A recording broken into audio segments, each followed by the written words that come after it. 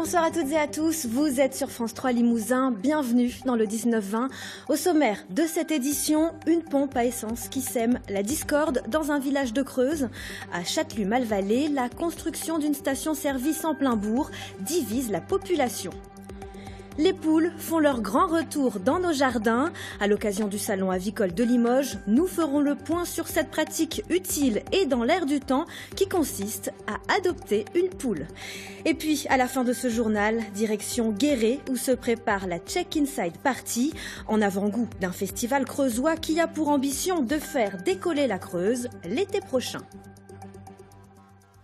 Mais d'abord, un peu de douceur pour commencer ce journal. Les températures ont dépassé les 25 degrés cet après-midi en Corrèze. Une aubaine pour les touristes et les professionnels qui profitent de cet été indien. Daniel et sa femme ont garé leur camping-car en Corrèze depuis 15 jours. 2 semaines d'un soleil radieux, alors pour eux, le retour à la maison n'est pas encore au programme. On profite du soleil, vous voyez, on est bien bronzé. On va un petit peu aux châtaignes si on peut. Faire un petit peu de marche à pied, surtout de la pêche. 2 personnes, oui, venez. Dans son restaurant, Corinne ne pose même plus la question. Ce sera à terrasse, bien évidemment. D'habitude, le mois d'octobre, c'est plutôt calme. Et là, cette année, on prolonge. Voilà, on prolonge bien notre saison. Ça rattrape un peu le printemps qui a été pluvieux et pas très bon. Donc, c'est très bien.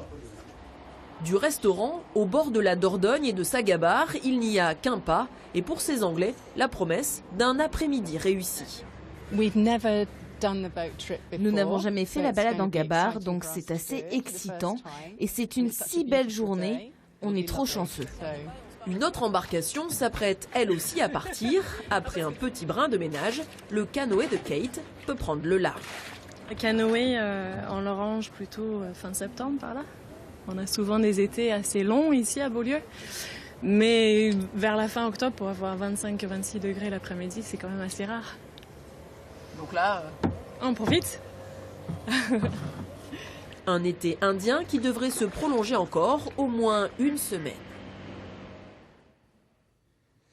Direction maintenant Châtelus-Malvalais en Creuse où la construction d'une station-service en plein bourg divise la population et la bataille juridique entre les deux camps est loin d'être terminée. Plus de détails avec Emmanuel Brault et Jean-Marie Arnal. Le voici, le trou de la discorde, une cuve enterrée sur une petite place municipale. Mais la propriétaire de la maison juste derrière a obtenu, en août dernier, la suspension des travaux devant le tribunal administratif. La municipalité a répliqué en déposant un référé, mais ce même tribunal n'est pas revenu sur sa décision. Pour le maire, c'est juste un vice de procédure. Le permis de construire avait été signé par son premier adjoint qui officiellement n'en avait pas les compétences.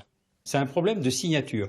Tous les autres motifs invoqués par la partie adverse n'ont pas été retenus par le juge des référés. Et le maire affirme qu'il ira au bout de son projet, persuadé que sur le fond, son dossier est inattaquable. Le problème, c'est que les opposants à cette pompe à essence ont la même détermination. On connaît pas mal d'endroits où des projets ont été acceptés, installés et démontés. Nous, il n'y a pas de limite, on ira jusqu'où on pourra. Des opposants qui estiment que la station doit être construite à l'entrée ou à la sortie du bourg pour atténuer les nuisances. 266 habitants de Châtelus ont signé leur pétition et de chaque côté, on évoque des pressions et des mensonges. Ce qu'il faut néanmoins mettre en avant, c'est les pressions qui ont été exercées pour ces signatures. Et je crois qu'on est dans une véritable supercherie. Des lettres qui arrivent dans les boîtes des gens qui sont opposés à ces projets et que on leur somme de couper les buissons, de faire des choses qu'avant on leur avait jamais demandé. Bref, une ambiance délétère au sein du village où la future pompe à essence est presque devenue un sujet tabou. La situation est dramatique. Ce sont les mots du président de la Fédération de pêche de la Haute-Vienne. Pour lui, la gravité de la sécheresse qui sévit en ce moment dans la région est largement sous-estimée et ses conséquences vont bien au-delà de la préservation du milieu aquatique. François Clapeau, Jean-Marie Arnal. Non, il n'y a plus rien. Il n'y a plus de vie, il n'y a plus d'eau, il n'y a plus d'insectes, il n'y a plus de larves. Ne parlons pas du poisson, il a disparu depuis 2 mois. Nous sommes dans le lit de la Valouane, une rivière à l'est de Limoges. Le sol n'est même pas humide, la sécheresse a déraciné des arbres. Pour le président des pêcheurs auviennois, la population n'a pas conscience de la gravité de la situation. Lorsqu'on habite à Limoges et que le matin on tourne son robinet, l'eau coule. Et lorsqu'on regarde la Vienne, la Vienne a de l'eau. Pourquoi? Parce qu'aujourd'hui, le soutien d'étiage de la Vienne se fait par le biais des grands barrages, en particulier du lac de Bassivière. Mais dès qu'on s'écarte un petit peu et qu'on va sur la réalité du terrain, elle est là. Changement de décor, cette fois à Émoutier, au bord de la Vienne, dans une partie où l'eau est déviée, justement pour alimenter le lac de Bassivière. Ce seuil, censé être sous l'eau, est aujourd'hui bien au sec et le débit est particulièrement faible. Quand on voit ces cailloux, moi je ne les avais jamais vus. Est-ce que toi tu avais déjà vu ces cailloux? Jamais. Pour le président de la Fédération de pêche, le problème dépasse largement la préservation du milieu aquatique. Il en appelle à un réveil citoyen. Au niveau des pouvoirs publics et des services de l'État en particulier, on devrait avoir une communication adaptée pour montrer la réalité des choses et non pas nous dire régulièrement on regarde le bulletin météo, il va faire bon ou bien est-ce qu'il y a une averse de prévu pour aller aux champignons. On a largement dépassé ce cadre. Ce n'est pas un problème exceptionnel qui surviendrait tous les 30 ans, c'est un problème récurrent tous les ans qui va aller en s'aggravant. Le réchauffement climatique, ce sera le thème de l'émission Dimanche en politique, à voir demain à 11h30 sur France 3 Limousin. Faire de bonnes affaires tout en œuvrant pour la réinsertion de 50 stagiaires en ébénisterie, souvent demandeurs d'emploi. Voilà le but de la vente de meubles qui s'est tenue aujourd'hui à Guéret. Franck Petit et Nassuf Djelani étaient sur place. Les vrais Creusois savent que pour faire des affaires ici, il faut passer dès le vendredi soir pour réserver les plus belles pièces. Le comité d'accueil creusois fait travailler une cinquantaine de stagiaires dans un chantier d'insertion, la Banque des Meubles. Cette vente est le résultat de leur travail. Des gens qui sont très compétents, ils sont bien encadrés et ils font du travail extraordinaire. Les stagiaires sont encadrés par un menuisier ébéniste. Au début, ils commencent par des travaux simples comme le ponçage. Puis on leur apprend le travail du bois. Françoise Rebet est venue du petit village de Sardan tout spécialement et est très intéressée par un meuble de rangement. Oui, ça peut se repeindre Oui, il faut bien le poncer. Sébastien Mourlon est arrivé dans l'association l'an passé après une période de 6 ans de chômage. Peu à peu, il reprend confiance en lui. Je ne connaissais pas niveau ponçage, peinture. Ça vous plaît? Oui, c'est un domaine que je voudrais bien continuer. Parce qu'un meuble qu'on récupère, pas brut, mais sale, dans mauvais état, et à la fin ça change. Voilà, ça fait toujours plaisir d'avoir réparé. Grâce à la vente, le comité d'accueil creusois réalise 2 mois de chiffre d'affaires en 2 jours, soit environ 7 000 €. Nous réinvestissons dans du matériel. Nous achetons également tout ce qui est petit matériel, les matériaux de peinture pour repeindre les meubles, matériaux de ponçage, etc. Donc on réinvestit vraiment cet argent dans l'ensemble de nos activités. Une bonne action de bonnes affaires. En Creuse, les meubles en bois sont encore très tendance. Elles peuvent être rousses, blanches ou noires et elles connaissent un succès grandissant. Les poules sont un atout anti-gaspillage. Elles sont aussi, paraît-il, très attachantes. En visite au salon avicole de Limoges, Laurie Collinet et Margot Blanc-l'Œil sont complètement tombées sous le charme. Parce que la poule, soit elle peut être barbue, là vous voyez, elle est toute barbue comme ça, ou elle peut être non barbue. Les critères ne sont pas du tout demandés. C'est elle, la star du salon, la poule de soie. Elle fait partie des 500 espèces proposées au salon avicole de Limoges. Et William, jeune visiteur, est sous le charme. La poule, c'est un peu comme mon chien, c'est un peu mon animal de compagnie. C'est très mignon, très beau. Et puis alors c'est adorable comme tout. Voilà, ça mange tout ce qu'on donne. Cet amour de la poule, de plus en plus de personnes le partagent. En quelques années, elle est devenue un véritable animal de compagnie. C'est un animal, donc on peut l'apprivoiser au même titre qu'un chat, une poule. Faut pas croire qu'on dit c'est une poule, c'est bête, ce n'est pas vrai. Une poule, c'est très intelligent. Et voici. La famille Tugend a quant à elle craqué pour 2 canards et un coq. À quelques kilomètres, ils rejoignent les 5 volailles du poulailler familial, à la fois pratique et écologique.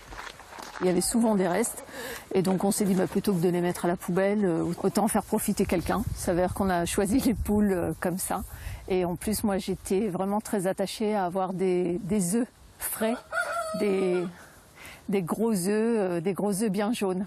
Donc je trouve ça joli dans les pâtisseries. Et la famille réduit considérablement ses déchets. Une poule peut manger jusqu'à 150 kg de détritus organiques par an. Les 5e journées limousines se déroulent tout le week-end et jusqu'à lundi à Limoges, sur le Champ de Juillet. Une invitation à découvrir des animaux de race limousine d'exception. Au programme, concours, vente aux enchères ou encore dégustation. Image signée Nassuf Djelani. Allez, c'est l'heure de votre magazine Parole d'ancien. Nous avons rencontré Édouard Rouillac, ancien chauffeur de bus trolley à Limoges. Il a aujourd'hui 82 ans et il a conduit pendant 36 ans les premiers véhicules mis en place sur le réseau de la STLC en 1960. Reportage. Vous voyez ce qu'on avait, la casquette. C'était la casquette alors? Oui, la casquette, il y avait un écusson ici avec un numéro, on avait un numéro. Il a gardé la panoplie complète. C'est à l'âge de 24 ans, en 1960, qu'Édouard Rouillac commence sa carrière à la Société des transports en commun de Limoges en tant que receveur. Il donne et composte les tickets des passagers prenant le trolleybus sur la ligne 1. Voilà, il y avait à l'intérieur, vous voyez, vous avez ici, pour mettre les tickets, vous voyez, ici. Une centaine de personnes pouvaient prendre ce mode de transport aux heures de pointe. Limoges a été l'une des premières villes de France à s'équiper des trolleybus. Des véhicules alimentés par 2 perches accrochées à des lignes électriques. Le but est de remplacer le tramway, jugé inconfortable et surtout bruyant. Après plusieurs années de service, les receveurs sont supprimés. Édouard Rouillac devient alors chauffeur. Il conduit le CB, un modèle assez difficile à manœuvrer. C'était des trolley d'époque. Mais vous avez par exemple le frein, c'est un frein à crémaillère. Et puis il fallait faire vite, c'était difficile, c'était quand même assez dur. Arrive ensuite sur le réseau de transport le BRH, un modèle équipé du chauffage, un luxe qui a un prix. Avec les BRH, on avait le chauffage. Mais alors là, quand on le mettait en route, mais je peux vous dire qu'on a mangé du gazole. Ah oui, ça sentait. Oh là là, c'était affreux. C'était affreux, tout le trolley était imbibé de gazole, c'était déplorable. Après la ligne 1, du Pont Neuf à Panazol, il empruntera le circuit de la ligne 7, puis la 10. Des itinéraires qu'il fera une bonne quinzaine de fois dans la journée pour transporter des passagers, dont il connaîtra même les descendants. On arrivait à avoir 4 générations, 3-4 générations, qu'on connaissait. Et il nous arrivait même de savoir quand ils avaient commandé le bébé. C'est en 1995 qu'Édouard Rouillac prendra sa retraite. Aujourd'hui, à 82 ans, il continue de conduire sa voiture. Mais il préfère prendre encore les transports en commun pour se rendre en centre-ville. On n'a pas le droit de parler au chauffeur. Normalement, non. Et tout comme le chauffeur, il n'a pas le droit de nous parler. Ah si, lui, il peut parler. Oh, c'est pas vrai. Ah. Non, t'es un menteur. Le réseau a bien changé en 20 ans. Des arrêts ont été supprimés, d'autres déplacés. Les lignes relient même les communes alentours. À l'intérieur des bus trolley, l'électronique a pris le pas. Mais pas de quoi faire peur à notre vieux chauffeur. Est-ce que vous vous sentiriez capable de conduire ce genre de bus aujourd'hui? Oui, absolument. Mais comme je vous ai dit tout à l'heure, je pense que je serais capable de le conduire, mais il faudrait quand même qu'on me fasse voir les nouveautés. Une vie toute tracée qui ne l'a pourtant jamais ennuyée après 36 années passées derrière un volant. Place maintenant à la musique avec ce nouveau festival qui se prépare à secouer la Creuse. Baptisé Check-in Party, il veut attirer 20 000 mélomanes cet été sur l'aérodrome de Saint-Laurent. Et pour embarquer un maximum de passagers, un avant-goût est donné ce soir. Et vous ne pouviez pas rater ça, Vanessa Finot. Et oui, bonsoir Caroline, bonsoir à tous. Effectivement, ce soir, l'espace André Lejeune ici à Guéret, c'est une sorte de mise en bouche de la check-in party qui aura lieu l'été prochain. C'est une soirée très éclectique avec des artistes connus comme Miosek, valeur sûre de la chanson française, comme Jeanne Haddad aussi, valeur montante-telle de la scène musicale française, et puis d'autres artistes plus pointus. Une soirée, bonsoir Sébastien, une soirée qui se veut à l'image de ce que sera la check-in party. Tout à fait, une soirée qui revendique les musiques indépendantes, en tout cas dans l'état d'esprit, une certaine manière de faire la musique, une certaine manière de pratiquer sa musique dans le temps. Une soirée plutôt de qualité avec des artistes qui font l'actualité, une très belle soirée. La check-in party, donc, ce sera l'été prochain. Est-ce que vous avez déjà des dates à nous annoncer? Oui, ce sera donc sur le site de l'aérodrome de Saint-Laurent et ce sera sur le week-end des 27 et 28 juillet. Est-ce que vous avez quelques noms déjà, peut-être en avant-première, à nous donner? Des intentions, des gens qui nous inspirent, on va dire, pas de nom, pas officiellement, mais comme on vient de le dire, voilà, une programmation plutôt racée avec du caractère, des artistes donc issus des musiques indépendantes. On peut citer des noms comme Patti Smith, voilà, des gens qui nous inspirent, comme les Chemical Brothers. On aura plutôt une programmation avec des groupes à guitare et puis des artistes électro, plutôt novateurs, aussi des artistes hip-hop, des gens qui auront des choses à raconter et puis qu'on ne croisera pas forcément. En tout cas, on va essayer de s'écarter de ça sur les autres festivals français. Oui, parce que c'est aussi un défi de créer aujourd'hui un nouveau festival alors qu'il y a déjà pléthore de festivals qui existent, dont certains qui ont du mal à survivre. Qu'est-ce qui fera la différence? Qu'est-ce que vous pensez est-ce que vous pensez que Check-in Party pourra continuer à vivre pendant plusieurs années? Ça n'a pas été le cas malheureusement de El Clandestino, festival qui est un peu l'initiative d'ailleurs de la Check-in Party. Oui, voilà, ce festival succède au festival El Clandestino. Qu'est-ce qu'il fait? Nous, on croit à la possibilité de cette troisième voie, on croit à la singularité d'un festival, on croit à une alternative. En fait, on se rend compte voilà, que dans le consensus un peu des programmations actuelles des festivals, il y a peut-être d'autres possibilités et d'autres attentes pour un certain type de public. Donc on va essayer de s'en écarter et puis de proposer voilà, notre programmation avec cette couleur. Et puis le territoire aussi nous inspire. La Creuse qui inspire. Merci beaucoup. Affaire à suivre évidemment et avis aux amateurs de bonne musique. En tout cas, ce soir ici à Guéret, à l'espace André Lejeune, il y a encore quelques places. Donc vous pouvez venir à partir de 19h30. Caroline, si ça vous dit. Merci Vanessa et merci aussi à Thomas Milan pour les images. Et la liaison, reportage complet sur cette soirée à voir demain midi sur notre antenne. Mettre en avant la nouvelle génération de scénaristes de fiction et de séries, c'est l'objectif de cet atelier d'écriture organisé en Creuse en ce moment. Un atelier en marge du festival Ciné des Villes, Ciné des Champs à Bourganeuf. Julien Hamelin est journaliste, mais ici scénariste. Comme un artiste en résidence, pendant 10 jours, au cœur de cet écrin reposant, il plonge dans l'histoire de son long métrage pour mieux en traquer les faiblesses. Une fois de plus, méfie-toi du binaire. C'est pas soit ça, soit ça. C'est à l'intérieur de tes deux solutions, t'as plein de volumes. Attentif aux pistes de réflexion que lui ouvre le scénariste Nathan Miller, il mesure le chemin encore à parcourir pour passer de l'écriture de documentaires qu'il connaît bien à celle d'une fiction. Par exemple, en tant que journaliste, j'ai beaucoup de pudeur par rapport à l'émotion des gens que je filme, alors que si on fait de la fiction, on peut pousser les curseurs beaucoup plus loin dans les choses extrêmes si on le souhaite, ou alors aller au contraire dans des choses très fines et très nuancées. Les scénarios en cours d'écriture ont passé l'étape d'une première sélection. Les tuteurs de l'atelier apportent le regard extérieur qui permettra de passer à l'étape suivante, la recherche de producteurs. On essaie de leur faire comprendre qu'il s'agit quand même de mettre ses tripes sur la table. C'est le travail, moi en tout cas c'est le travail qui m'apporte le plus. Quand je dis les tripes, c'est pas simple. Je ne parle pas qu'il faut que l'œuvre soit absolument impérissable, mais qu'au moins ce soit personnel.